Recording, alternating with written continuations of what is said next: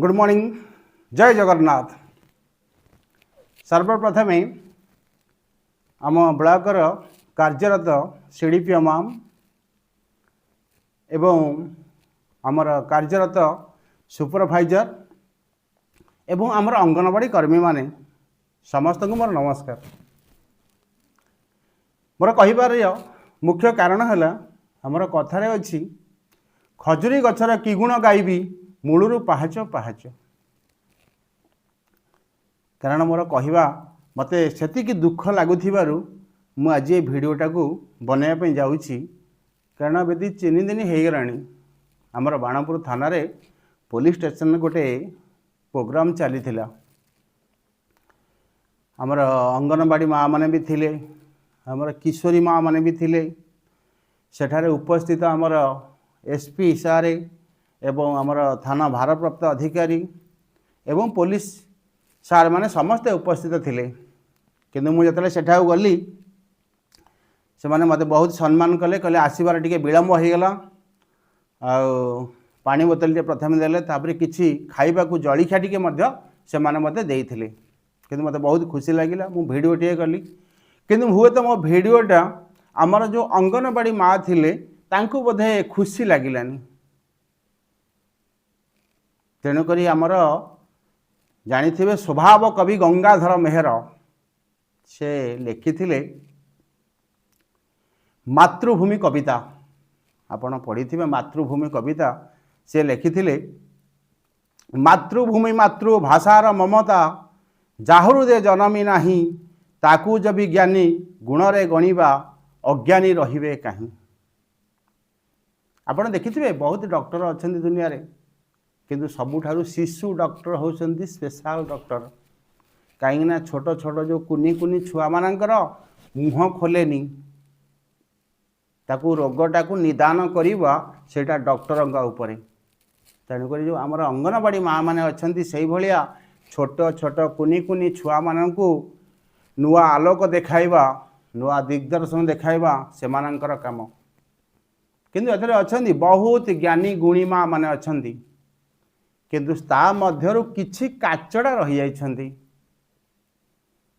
हुए तो सेमानंकर मु तो जानिनी सेमानंकर ज्ञान केते आ पढ़ेवा शैली केमतिका, किंतु तांका जो भाषारू तांका कथारू जना पड़ जाए जे केते दूर उड़ीकी जाई पारंती। सेथिपाई भी आमर गंगाधर मेहर पदे लिखिथिले जहा को जेमंत दिशे तेमंत से भाषे, से कथारे महंतंक कि जाए कि आसे। तेणुक आमर अंगनवाड़ी दीदी मान को अनुरोध आपण गंगाधर मेहरंकर किछि यदि काव्य कविता आपण शुणते ताकू टिके ध्यान दियंते ताले आपणक मुखरू एमिति वचन बाहरंतानी। कारण सदाळे गुरु चारि जुगरे गुरु होची अमूल्य संपद, किंतु तमे माने से गुरुर संपदटा को तमे माने किछि जण माँ अछ पूरा लोभ करदेल। कारण तमे किछि जण अछ स्वार्थवादी।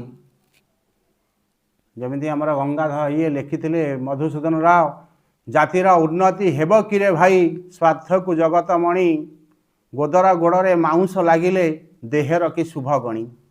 से भलिया गोदरा गोड़े माउंस लागिले जेमिति शुभ, से भलिया तमर किछि अंगनवाड़ी माँ मानकर कार्यकलाप से भलिया। तेणुक से दिन जड़े कहले कहले ये कि सांबादिक, से माँ जनिक भी कहले कहले ये कि सांबादिक, ये कौन जानिछंती। हमर कथार अच्छी राजा सिना पूजा पाए अपना देश रे, कवि पूजा पाऊ थाए देश विदेश रे।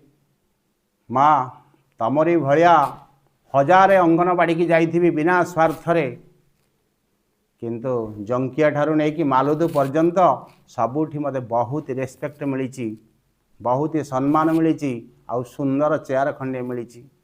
किंतु तुमको सही अंगनवाड़ी रे चेयर खंडे आसंतु देखिबे, किंतु किछि कहिबा पूर्वरु आगे निजे भाबंतु जे मु अन्य को कहिबा पूर्वरु जदि मो चरित्र विषय कहिबे किए। एबे अंगनवाड़ी रे किछि माँ माने अछंती बहुत ही खुशी रे ଲାଇକ୍ କରୁଛନ୍ତି, କିଛି ମା ମାନେ ଅଛନ୍ତି ସେ ଗାଳି କରୁଛନ୍ତି, କିନ୍ତୁ ଯାହାକୁ ଯାହା ଆସିଲା ସେ କହିଲା, ଯେ ଯେତିକି ଦୂର ଯାଇଛି ସେ ତାହା କହିଲା। ଆଉ ଜଣେ ଆମର ବନ୍ଧୁ କହିଲେ ଇଏ କି ସାମ୍ବାଦିକ, ତାଙ୍କର କେଉଁ ଲାଇସେନ୍ସ ଅଛି, କିନ୍ତୁ ସେ ଭାବନ୍ତିନି ଯେ କାଳେ ଯେଉଁ ମୋର ଗୋଟିଏ ପୁରାଣ ଅଛି, ଯଦି ଏଇ ପୁରାଣଟା ସିଏ ଖୋଲିଦେବେ, ସେ ସିନା ମୋତେ 5 ଜଣଙ୍କ ଆଗରେ କହିଲେ, କିନ୍ତୁ ମୁଁ ନ୍ୟୁଜ୍ରେ କହିଲେ ସାରା ଦୁନିଆ ଜାଣିବ ସେ ପୁରାଣ। ଜାତିର ଉନ୍ନତି ସେ କାହୁଁ କରିବ, ସ୍ୱାର୍ଥେ ଯାର ବ୍ୟସ୍ତ ମନ, ଶାଗୁଣା ବିଲୁଆ ଚିକିତ୍ସକ ହେଲେ ଶବକି ପାଇବ ପ୍ରାଣ। ତେଣୁକରି ଆପଣଙ୍କର ଯେତିକି ଶିକ୍ଷା, ଯେତିକି ଯୋଗ୍ୟ, ଆପଣ ସେଇ କଥାଟି ହିଁ କହିଲେ, କିନ୍ତୁ ଅଧିକ କ'ଣ ଆପଣଙ୍କ ଠାରୁ ଆଶା କରାଯାଇପାରେ। ତେଣୁକରି ଅଷ୍ଟମ ଶ୍ରେଣୀରେ, କିଛି ତ ଆମର ଅଙ୍ଗନବାଡ଼ି ମା ମାନେ ବି ଅଷ୍ଟମ ଯାଇନାହାନ୍ତି, କିନ୍ତୁ ଅଷ୍ଟମ ଶ୍ରେଣୀରେ ଉଦ୍ବୋଧନ କାବ୍ୟରେ ଆମର ଗଙ୍ଗାଧର ମେହେର ଲେଖିଥିଲେ, ଉଚ୍ଚ ହେବା ପାଇଁ କର ଯେବେ ଆଶା, ଉଚ୍ଚ କର ଆଗେ ନିଜ ମାତୃଭାଷା। ତେଣୁକରି ଆପଣଙ୍କ ଭାଷାରୁ ଆପଣ ଜଣାପଡ଼ିଯାଆନ୍ତି ଯେ ଆପଣ କେତେ ଉଜ୍ଜଳ ଆଉ କେତେ ବଡ଼। ତେଣୁକରି ପ୍ରତ୍ୟେକ ବେଳେ କିଛି କହିବା ପୂର୍ବରୁ ଆଗେ ଆପଣ ଭାବନ୍ତୁ ଆପଣ କ'ଣ କହୁଛନ୍ତି।